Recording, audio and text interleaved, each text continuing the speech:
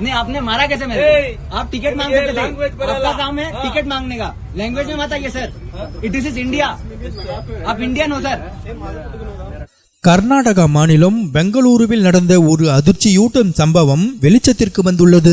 பெங்களூருவில் வசிக்கும் வடமாநிலத்தை சேர்ந்த இளைஞர் ஒருவருக்கும் தேவனஹள்ளியில் இருந்து மெஜஸ்டிக் பகுதியை நோக்கி ஓடும் பிஎம்டிசி பஸ் கண்டக்டருக்கும் இடையே டிக்கெட் எடுப்பது தொடர்பான தகராறு வெளியாகி சமூக வலைதளங்களில் வைரலாகி வருகிறது.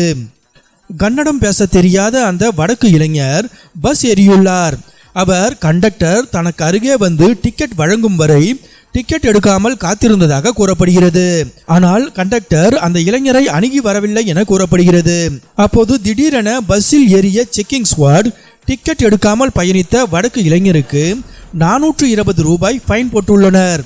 இதனால் வடக்கு இளைஞர் கண்டக்டரிடம் நீங்கள் வந்து ஏன் எனக்கு டிக்கெட் தரவில்லை என கேட்க, கண்டக்டர் அந்த இளைஞரிடம் நீ ஏன் என்னை அணுகி வந்து டிக்கெட் வாங்கவில்லை என கேட்க, இது இருவருக்கும் இடையில் வாக்குவாதமானது. आपको फट क्यों रहा है आपका नाम बोलने में?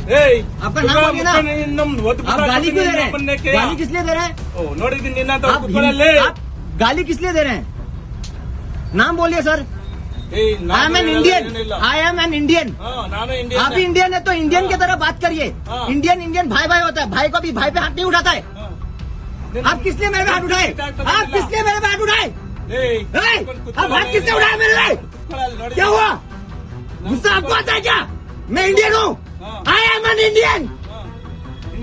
பொறுமை இழந்த கண்டக்டர் வடக்கு இளைஞரின் கன்னத்தில் பலார் என அறைந்ததாக கூறப்படுகிறது.